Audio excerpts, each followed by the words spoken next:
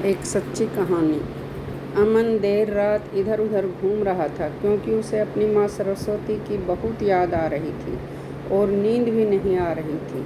उसे अपनी माँ की गोद में सोने की आदत थी। पिता भी घर नहीं थे, इसलिए उसे बहुत अकेला महसूस हो रहा था। अमन अकेला बाहर ही बैठा हुआ था कि उसे अचानक आवाज़ें आने लगीं। एक बार तो अपना वहम समझकर वो उन आवाज़ों को नज़रअंदाज करने लगा, लेकिन जब बार बार आवाज़ें सुनाई दे रही थी तो वो अपनी सौतेली माँ ज्योति के कमरे की तरफ जाने लगा। जब अमन ने खिड़की से झांक कर देखा तो उसके आश्चर्य का ठिकाना नहीं रहा। कमरे का नज़ारा देखकर उसकी आंखें फटी रह गई। उसे अपनी आंखों पर यकीन नहीं हो रहा था। अपनी सौतेली माँ को इस हालत में देखकर अमन के हाथ पैर कांपने लगे। वो यकीन नहीं कर पा रहा था। वो जो देख रहा था, सुन रहा था, वो सच था। दरअसल वो अपनी माँ की शक्ल भी देखना पसंद नहीं करता था। ज्योति से वो इतनी नफरत करता था कि यदि सुबह उठते ही ज्योति की शक्ल भी दिख जाए तो वो मन में सोचता कि आज तो पूरा दिन ही बिगड़ गया। अमन ना ज्योति से बात करता था, ना ही उसे अपनी माँ का दर्जा देना चाहता था। 15 साल का अमन अपनी असली माँ सरस्वती को बहुत ज़्यादा याद करता था। हर रोज़ अपनी माँ के फ़ोटो को सीने से लगाकर सोता था।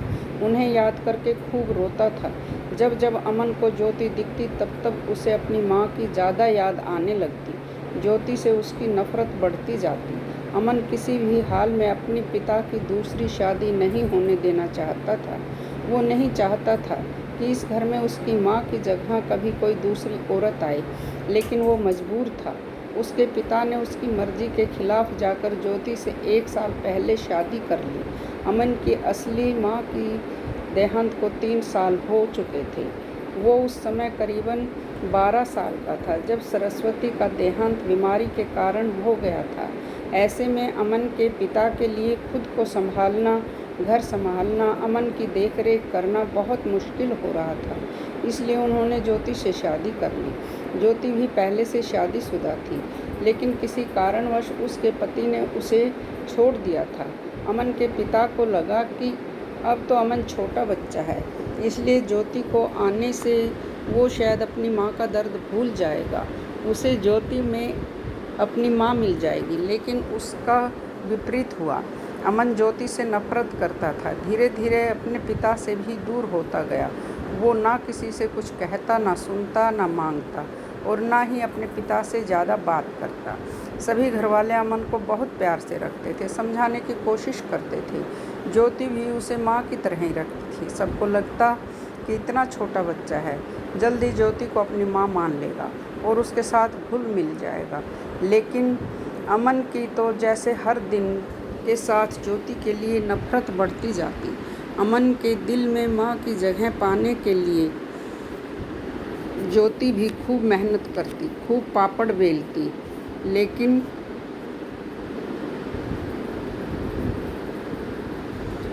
हर बार असफल रहती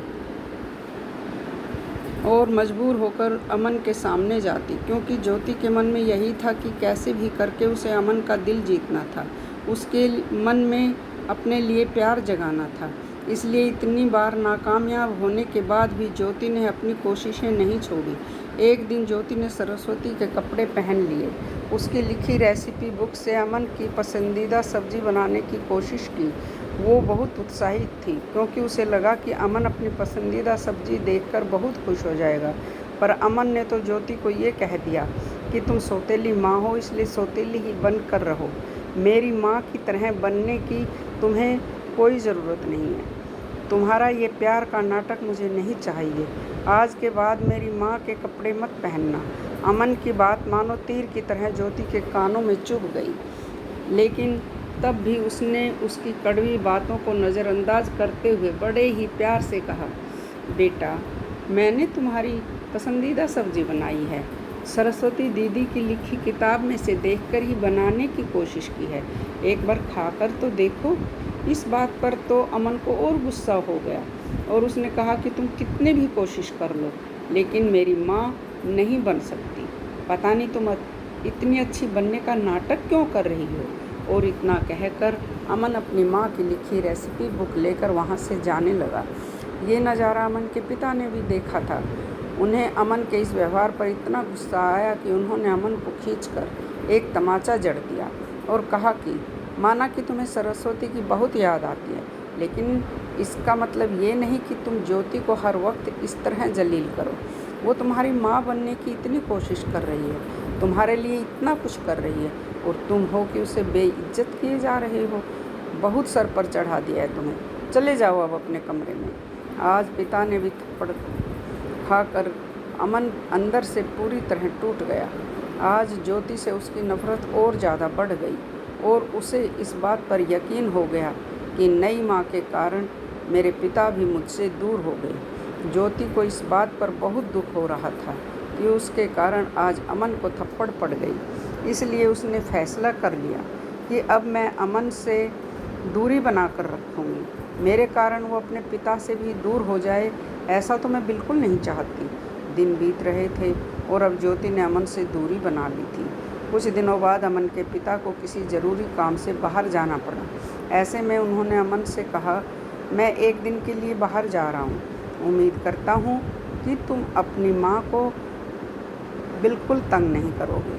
अमन ने अपने पिता की बात का कोई जवाब नहीं दिया और चुपचाप दोबारा अपने कमरे में चला गया। अब घर में सिर्फ ज्योति और अमन ही थे।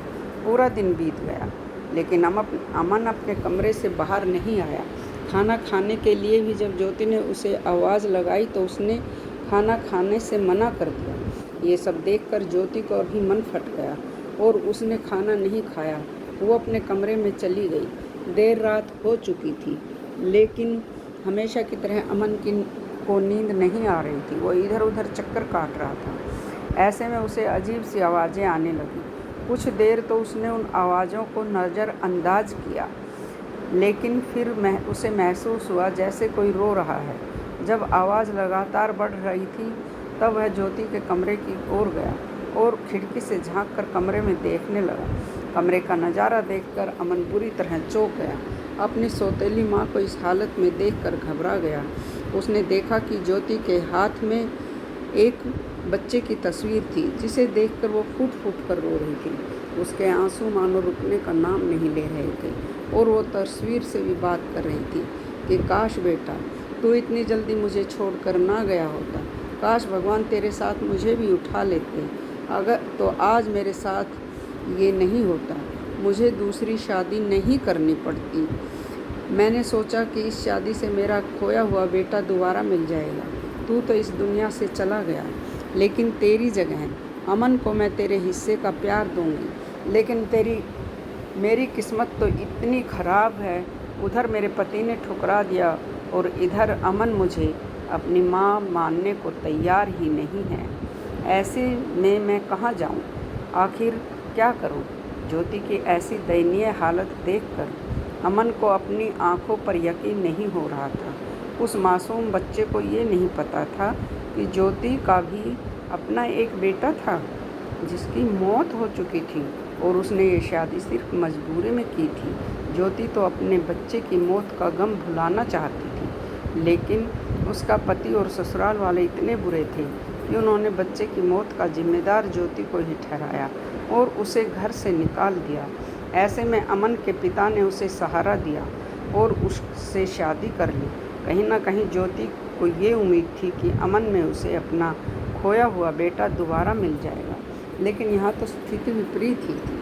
आज से पहले अमन को ज्योति का प्यार सिर्फ दिखावा और नाटक ही लगता था। उसे लगता था कि एक सौतेली माँ कभी सगी नहीं बन सकती और ना ही वैसा प्यार कर सकती है। लेकिन आज जब उसे ये पता चला कि ज्योति ने भी अपना बेटा खो दिया और वो अमन में अपना बेटा ढूंढ रही है, तब उसे एहसास हुआ कि उसकी नई माँ उससे प्यार करने का नाटक नहीं बल्कि चुपचाप प्यार करती है। एक पल भी बर्बाद ना करते हुए अमन दौड़ता हुआ ज्योति के कमरे में चला गया। उसे देखते ही ज्योति अपने आंसू पोंछने लगी और उसने अपने बेटे की तस्वीर छुपा दी।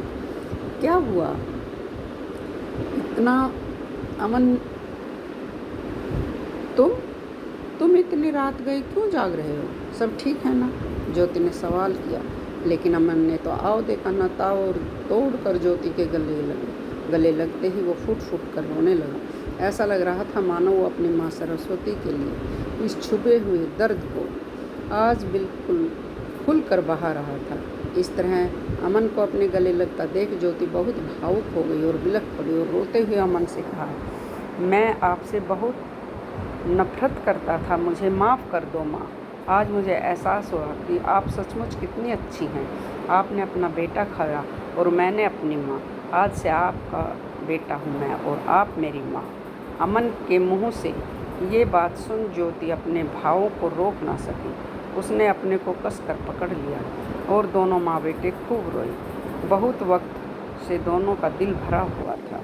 आज आंसुओं में सब बाहर आ गया और दोनों खुशी खुशी रहने लगे। Thank you.